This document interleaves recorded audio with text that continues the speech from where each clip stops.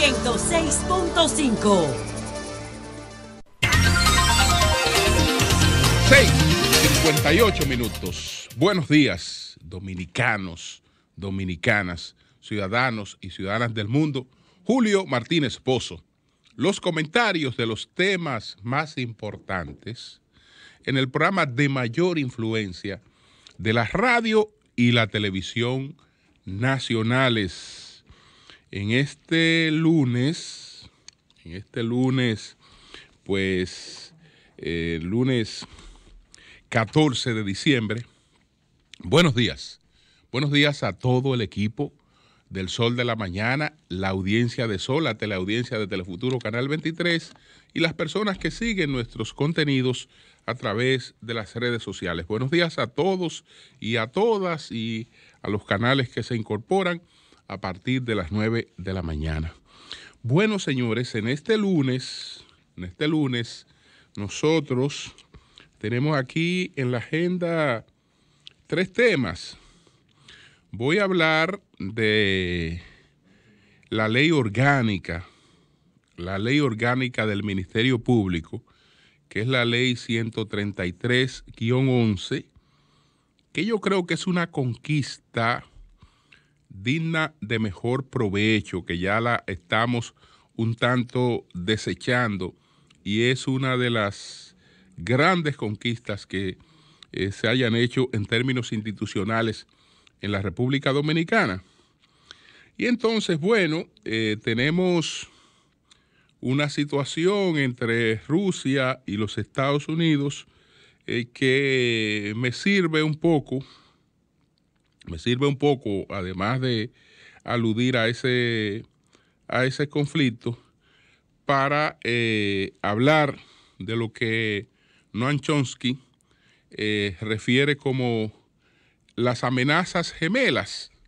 Las amenazas gemelas para él son el tema del exterminio, la posibilidad de un exterminio nuclear de la humanidad y la posibilidad entonces de el exterminio ya gradual, como se va produciendo, por el tema del calentamiento global. Y él le agrega una tercera, que es el socavamiento de la democracia.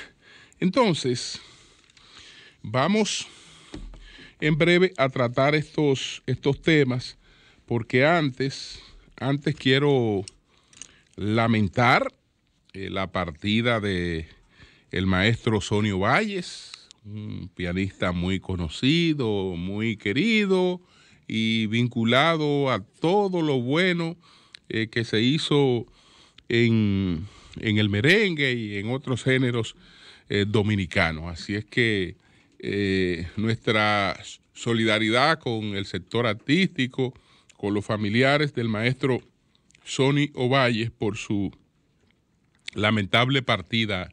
No se ha explicado a causa de que pues murió Sonio Valles. También expresar condolencias a la familia y al Partido de la Liberación Dominicana por la muerte del licenciado Nery Sánchez. Fue miembro del Comité Central del Partido de la Liberación Dominicana. En los gobiernos del PLD desempeñó distintas funciones en varios ministerios y en el servicio exterior, y lamentablemente ayer su hermano Luis Sánchez me informó del fallecimiento del licenciado Nery Sánchez, miembro desde hace muchos años del Partido de la Liberación Dominicana, que alcanzara la categoría de miembro de su comité central. Así es que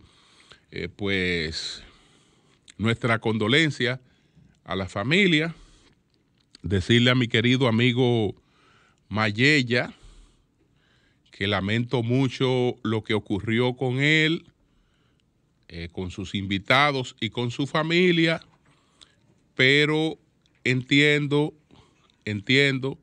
que fue un desafío Es un desafío, es una violación totalmente innecesaria. Aquí hay una situación de toque de queda y hay disposiciones a las que todos debemos acogernos. Entonces, una cosa es que tú estés en un lugar y de manera accidental te tome una tardanza, que yo creo que usted va y le explica a la autoridad si lo paran en el camino. Y por lo general, yo sé que cuando se habla con estas personas correctamente, hay entendimiento. Y una cosa es planificar una actividad expresamente en violación a una disposición. Y más una actividad familiar. Es decir, exponerse a que una boda de su hija usted reciba esa posibilidad que, caramba, se traduce en algo que nadie quiere.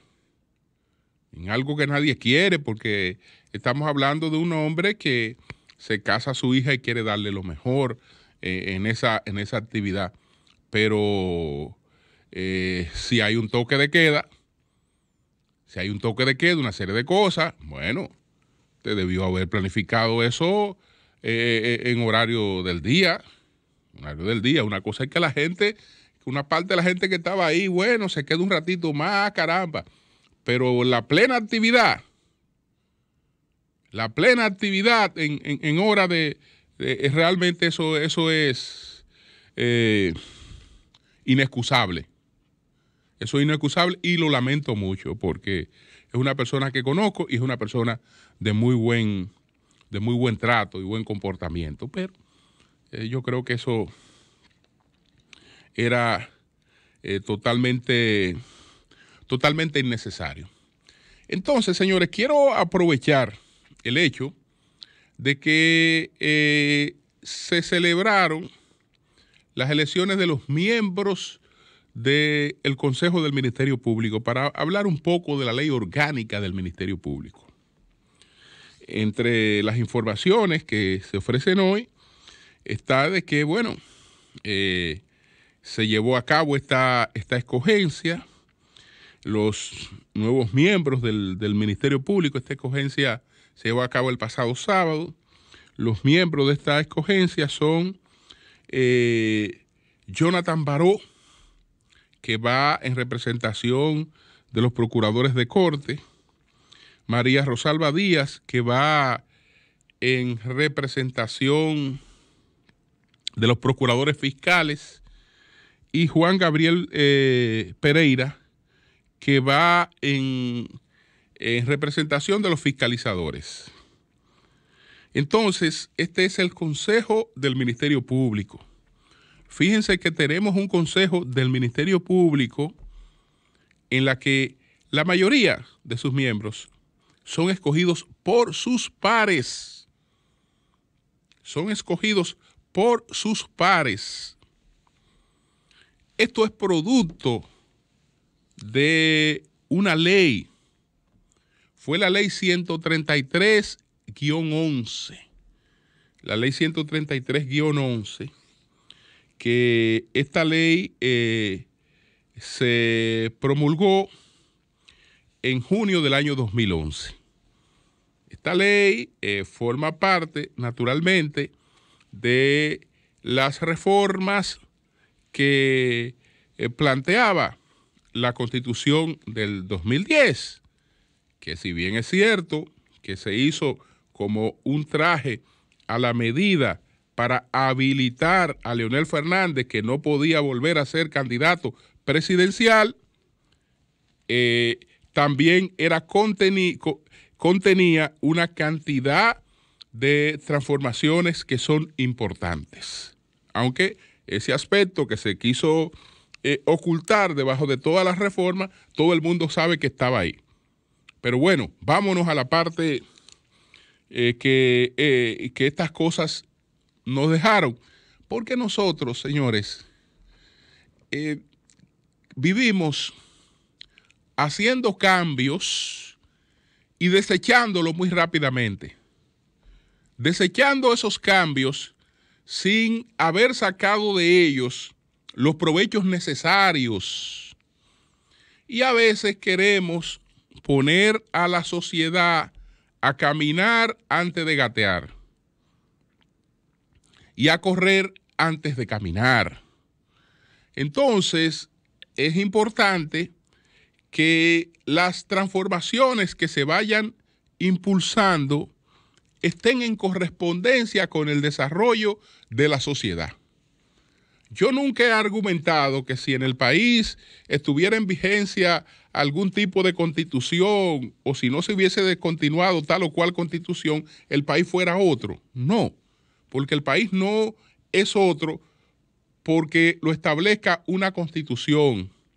Si esa constitución no viene aparejada con la realidad social, entonces será una letra muerta que va a disponer muchísimas cosas que esa realidad social no puede avalar. Entonces, tiene que irse produciendo un desarrollo en equilibrio, aunque la aspiración siempre esté más alta que la realidad, y así debe ser, porque la aspiración nos ilumina el camino hacia donde nos conducimos, no traza la línea hacia donde conducimos. Es decir, nosotros estamos aquí, pero vamos allí.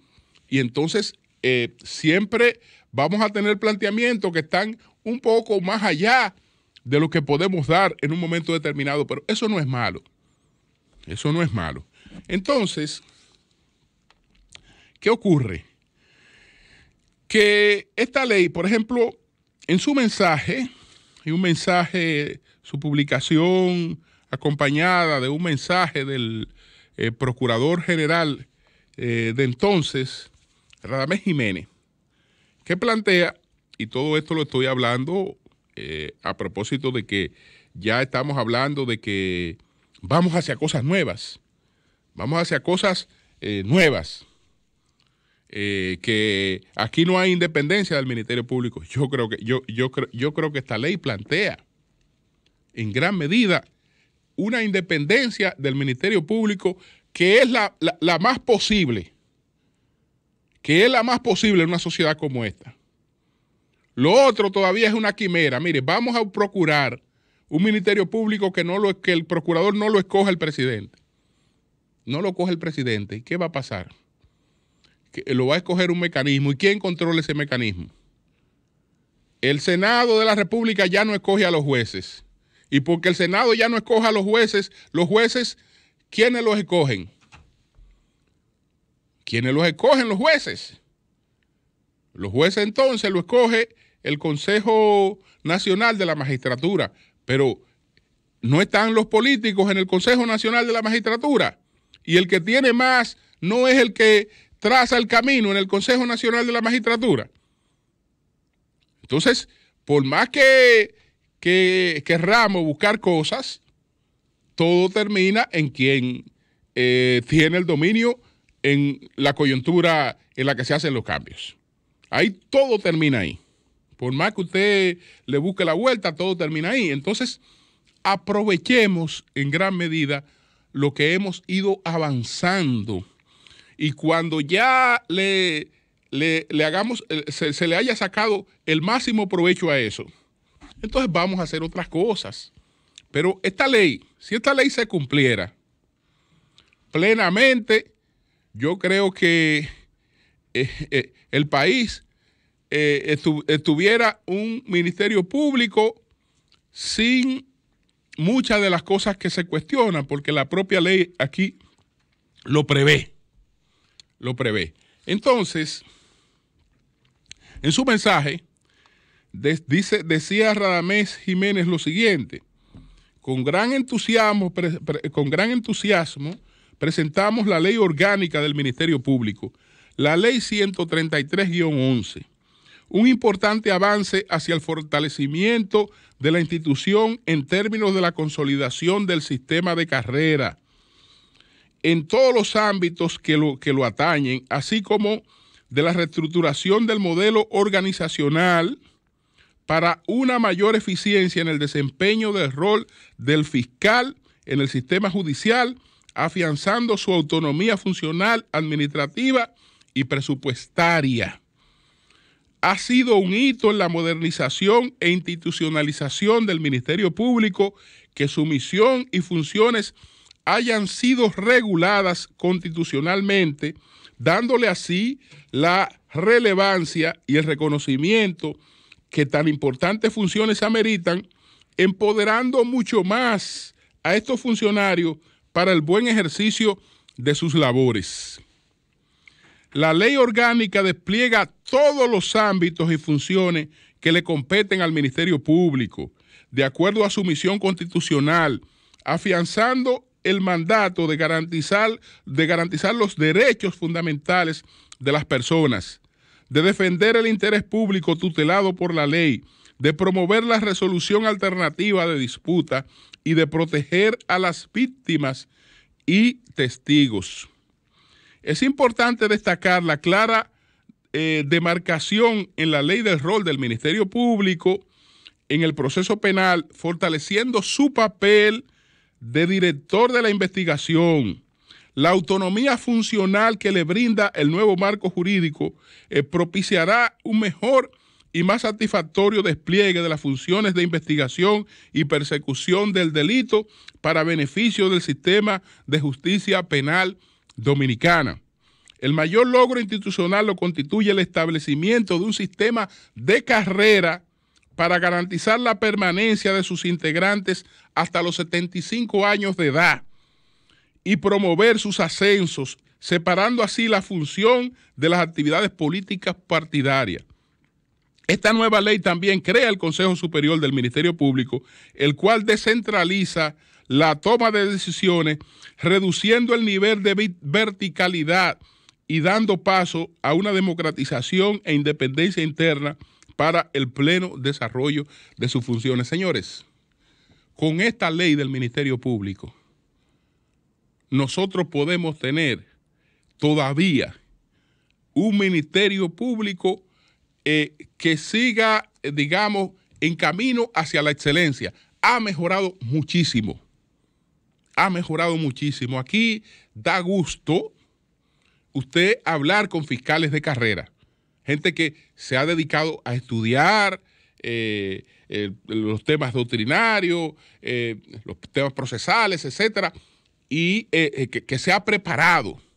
Y esto, desde luego, tiene que ver con el amparo que le da esta ley. Entonces, con relación a lo que ocurrió este fin de semana, a la escogencia del Consejo del Ministerio Público, vamos a ver, creo que es el artículo 15 de la ley que dice cómo está integrado el Consejo del Ministerio Público, y también esta ley establece cuáles son los principios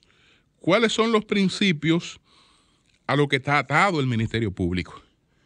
Cuando nosotros insistimos mucho en el principio de objetividad, eso es un mandato de ley para el Ministerio Público, es un mandato de su ley orgánica, que ahorita cité el artículo 15, pero el artículo 15 a lo que se refiere no es a la composición del Consejo que está más adelante, sino al tema del principio de objetividad. Principio de objetividad.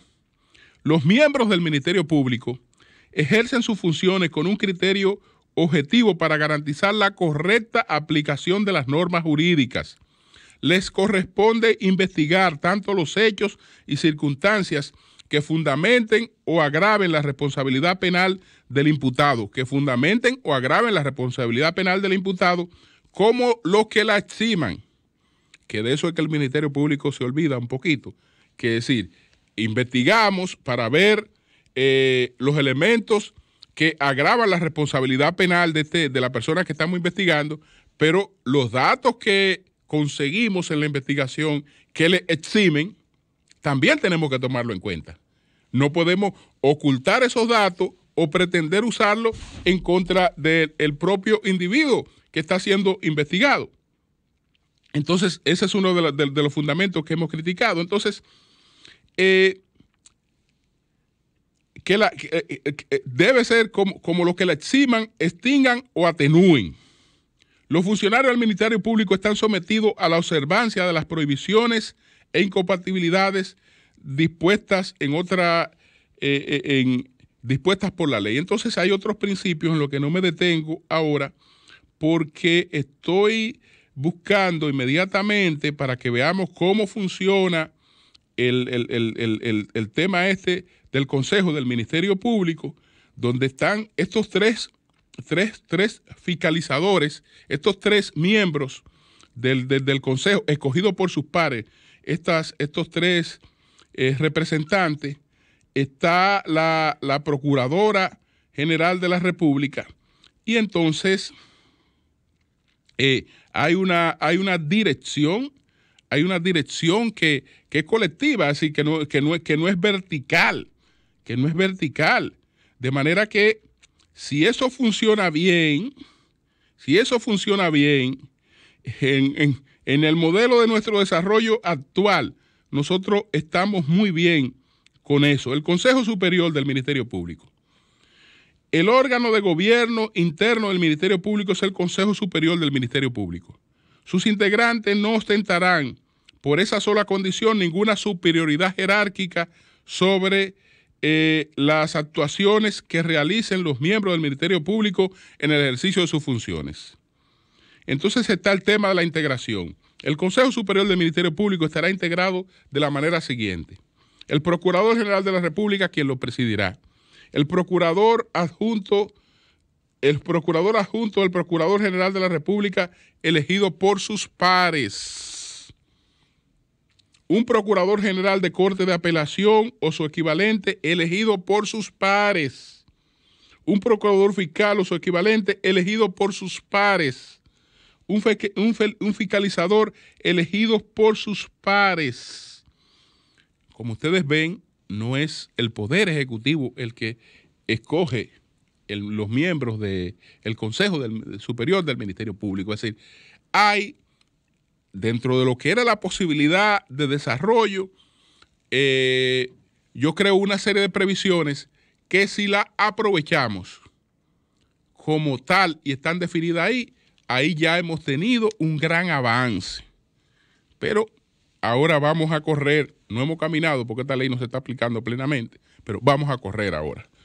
Quería destacar eso al referirme a la escogencia de los nuevos miembros del Consejo Superior del Ministerio Público. Bueno, señores, tenemos un nuevo conflicto por los hackeos que se han producido en oficinas importantes de los Estados Unidos. Estamos hablando del Departamento del Tesoro, del Departamento de Comercio. Y se había producido también un hackeo en una empresa, entonces, en una empresa importante estadounidense, y eso estaba asociado a los rusos.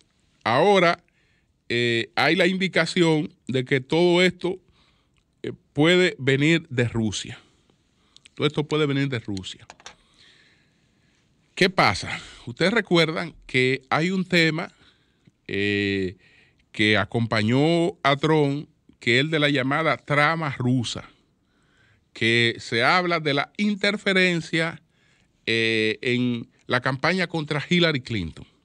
Y la trama rusa fue un tema de investigación del fiscal general de los Estados Unidos, de varias agencias del FBI, etcétera, etcétera, etcétera. Y ahora están estas complicaciones. ¿Cuál es el interés que pueden tener los rusos en informaciones privilegiadas estadounidenses cuando ya no estamos en una etapa de ese enfrentamiento bipolar que caracterizó lo que se denominó como la Guerra Fría? Bueno, en el fondo está todavía el conflicto nuclear, conflicto nuclear, porque aunque ese es un tema silenciado, que surge de cuando en cuando y frente al que los oídos de la inmensa mayoría de la población mundial no están muy pendientes, pero es un conflicto latente. Una de las graves amenazas de las dos amenazas gemelas a las que me refería al inicio, citando a Noam Chomsky. Por ejemplo, entre las medidas tomadas hace algún tiempo por Estados Unidos invirtió, señores, más de 800.000 millones de dólares, más de 800.000 millones de dólares en el establecimiento de un parque de armamentos nucleares en Rumanía. ¿Qué ocurre? Que esto está pretextado, el pretexto es Irán. El pretexto es supuestamente una acción estratégica defensiva frente a Irán. Pero como los alegatos que se han hecho de Irán y sus armamentos nucleares, que en principio se construyeron en alianza con los Estados Unidos, porque Estados Unidos es que invita al Instituto Tecnológico de Massachusetts, al MIT, en una oportunidad a los principales científicos iraníes a que se familiarizaran con la temática y las investigaciones en el tema de las armas nucleares. Es decir, donde ellos hacen su especialidad es en Estados Unidos. Ya, pero estamos hablando en una etapa de alianza. Entonces, Estados Unidos crea este parque en Rumanía con el pretexto de que lo está haciendo por Irán. Pero el tema, los rusos no se comen el cuento de que es Irán. El tema es Rusia. El tema es Rusia. Y ya entre Estados Unidos y Rusia hemos tenido, por lo menos en dos oportunidades anteriores, la oportunidad, casi la posibilidad de que, si no es por la actuación de algunas personas, por la actuación milagrosa de algunas personas, hemos tenido dos oportunidades anteriores, incluyendo una de ellas fue la de los misiles cubanos de 1962, el tema este de la guerra de los misiles, del conflicto de los misiles con Nikita Khrushchev, y que eso fue en el 62, pero también estuvo el tema que se denomina arquero capas. En esas dos oportunidades hubo la posibilidad de un enfrentamiento nuclear entre Estados Unidos y Rusia y una posibilidad de exterminio casi global de la humanidad. Eso no ha desaparecido en modo alguno. Pese al pacto del año de 1968 de no proliferación de armamentos nucleares, hemos tenido que este peligro, lejos de acentuarse, es un peligro que hoy está más vigente que nunca. Aquí cita en este opúsculo que se titula Cooperación o Extinción, Noam Chomsky cita a William Perry y dice William Perry: hay unas posibilidades de que los peligros nucleares que afrontamos hoy estallen en un conflicto nuclear de las que hubo. Hay más posibilidades, dice William Perry, hay más posibilidades de que los peligros nucleares que afrontamos hoy estallen en un conflicto nuclear de los que hubo durante la Guerra Fría. Entonces dice Chomsky que esta opinión está lejos de ser aislada. Todos los años un grupo de expertos organizados por científicos nucleares, actualiza el reloj del apocalipsis, creado en 1947, en el albor de la era atómica, en el que la medianoche significa desastre terminal para todo el mundo. Entonces, bueno, el caso es que este es uno de los grandes peligros que amenaza la humanidad en la etapa geológica que está determinada como o ha sido bautizada como la etapa del antropoceno, que es esta etapa que marca la posibilidad de que toda la actividad que ha sido capaz de desarrollar el ser humano en los últimos 200 años, pero sobre todo a partir no solo ya de las revoluciones industriales, sino después de la Segunda Guerra Mundial, donde no hay duda, de que el ser humano desarrolló a plenitud la capacidad de autodestrucción, pero a plenitud. Entonces, está por una parte esta amenaza nuclear y por la otra parte está entonces el tema de las emisiones de gases de efecto invernadero que nos conducen a un desastre que cada vez hace, digamos, más difíciles las condiciones de vida en el planeta y de no ponerse control, y ha habido muchísima dificultad para imponer esos controles. Es un tema que también nos conduce a la autodestrucción. Pero ¿qué ocurre? Que estos temas no forman parte de la agenda política. ¿Pero por qué no forman parte de la agenda política? Porque para hacer agenda política, primero tienen que ser agenda de la gente. Si en sociedades que uno le supone un altísimo grado de desarrollo, como la sociedad estadounidense, nada más y nada menos que un 40% de la población, cuando le hablan de estas cosas, no cree en ellas.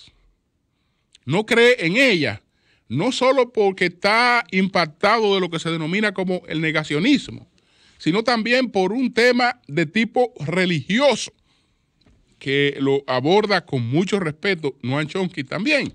Es que el 40% de esa gente que es negacionista, que es un 40% de una población, imagínense, en un país donde el 50% no vota, donde el 50%, más del 50% es abstencionista, imagínense qué impacto tiene un 40% de la población que las cosas tan evidentes como la posibilidad de un exterminio nuclear o como la posibilidad de que el calentamiento global ocasione graves tragedias. De hecho, estamos hablando de que todos los años 31 millones de personas se desplazan por las inundaciones, por la sequía. Tienen que desplazarse hacia otros lugares. Entonces, negar realidades como esta. ¿En qué influye el tema religioso? Bueno, ustedes saben que las personas que entienden que ha de producirse la segunda venida de Jesús, entienden que su situación está resuelta, que puede pasar lo que pase en la humanidad, pero hay un ticket de salvación. Entonces, si el liderazgo bajo lo que esas personas se cobijan no hace conciencia y le dice, mira, mientras ustedes no nos ayuden a hacer conciencia sobre este problema, esa conciencia no va a llegar a la clase política, porque la clase política en nuestros países está muy, digamos, apegada a lo que la gente piensa. Un político no es otra cosa que las encuestas sobre lo que la gente quiere escuchar. Y lo que la gente quiere escuchar está en función de lo que la gente piensa. Entonces, la gente está asolada, está amenazada de extinción, pero eso no está en su pensamiento.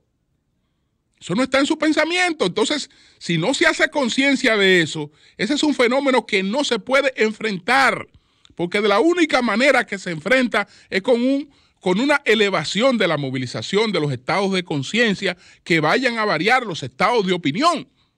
Pero si eso no varía, si la gente cree que cuando se está hablando de este tema uno anda en un tema totalmente aéreo, pues evidentemente que no hay la posibilidad de que tampoco se produzcan los cambios en la política. Si los cambios no se producen en la mentalidad de la gente, no se producen en la agenda de los políticos. Cambio y fuera.